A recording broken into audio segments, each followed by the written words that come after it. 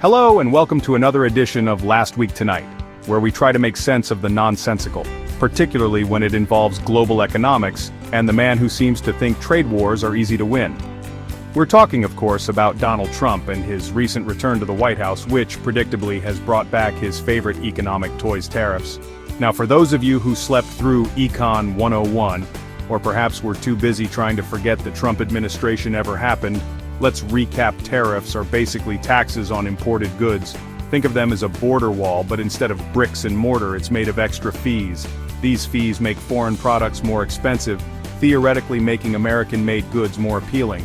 Trump, in his infinite wisdom, has decided to slap tariffs on goods from a whole bunch of countries, claiming it will bring back American jobs and punish those trying to rip us off. But like that time he tried to buy Greenland, things haven't quite gone to plan. So buckle up as we navigate the choppy waters of Trump's Tariff Tango and its impact on the world stage. On April 2nd, 2025, Trump, fresh off his latest Twitter tirade, decided to grace the world with his economic brilliance once more. He announced reciprocal tariffs on over 60 countries, a move that surprised even his most seasoned advisors. Just 2 days later, those tariffs went into effect, sending shockwaves through the global market. Businesses scrambled, economists panicked, and the rest of us just tried to figure out if our morning coffee was about to get more expensive. Spoiler, it did. Then, in a move that can only be described as peak Trumpian chaos, the higher tariffs were paused for 90 days, replaced by a blanket 10% tariff on almost everything. On April 10th, Trump, in a move that surprised absolutely no one, took to Truth Social, because of course he did, and announced a whopping 125% tariff on Chinese goods. China, never one to back down from a trade war, retaliated with 84% tariffs on U.S. goods. The U.S. stock market, meanwhile, seemed to be on a rollercoaster ride of its own, plummeting initially before rebounding after the 90-day pause. Companies like Tesla and Apple saw their stocks surge, proving that even in the midst of a trade war, there's always money to be made, for some. Now, let's try to make sense of this tariff madness, shall we? The baseline tariff, the one applied to countries lucky enough to be on Trump's good side, for now, sits at a cool 10%. This applies to imports from places like the UK, Argentina, Australia, Brazil, and surprisingly, Saudi Arabia. But for those unfortunate souls who ended up on Trump's naughty list, the tariffs get a whole lot steeper. Cambodia got hit with a 49% tariff, Vietnam with 46%, and the European Union got a slightly less painful but still significant 20%. And then there's China, the belle of the trade war ball, facing a staggering 125% tariff. That's right, folks, buying anything made in China just got a whole lot more expensive. Of course, it wouldn't be a Trumpian trade policy without some exemptions. Copper, pharmaceuticals, and semiconductors managed to escape the tariff wrath, at least for now. So there you have it, a crash course in Trump's tariff code. Clear as mud, right? Section 4, China versus the European Union, two titans, two different dances. While Trump might be the one leading this tariff tango, China and the European Union have emerged as his most formidable dance partners. China, with its long history of foreign pressure, has taken an aggressive, fight fire with fire approach. They've responded to every U.S. tariff with retaliatory measures of their own, engaging in a tit-for-tat trade war that shows no signs of slowing down. The EU, on the other hand, has adopted a more methodical, calculated response. With 27 member states to appease, decisions take time and consensus is key. While some members, like Italy's Giorgia Meloni, have favored a more diplomatic approach, the overall stance has been one of measured retaliation. The EU has imposed its own set of tariffs on U.S. goods and is exploring an anti-coercion instrument designed to counter economic bullying. The differing responses highlight the complexities of dealing with Trump's unpredictable trade policies. This difference in approach has led to speculation about a potential EU-China alliance against U.S. tariffs.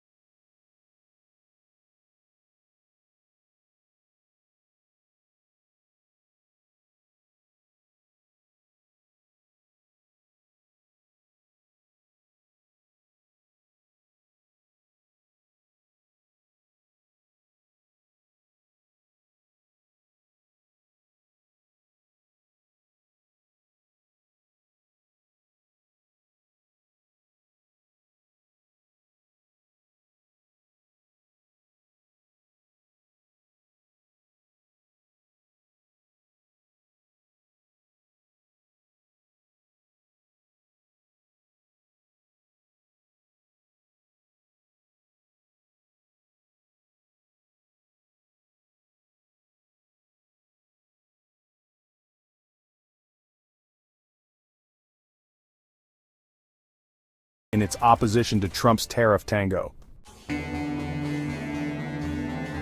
Section 7. Conclusion: A legacy of uncertainty. As Trump continues his Tariff Tango, the world watches with a mixture of bewilderment and trepidation. His actions have injected a level of uncertainty and volatility into the global economy that hasn't been seen in decades. The trade war with China, reignited with a vengeance, has far-reaching implications for both countries and the global economy as a whole. The European Union, caught in the crossfire, is struggling to balance its own interests with the need to present a united front against U.S. protectionism. The economic fallout from Trump's tariffs is only just beginning to be felt. The legacy of Trump's Tariff Tango is one of uncertainty, instability, and division. One thing is for sure though, the coming months and years will be a bumpy ride.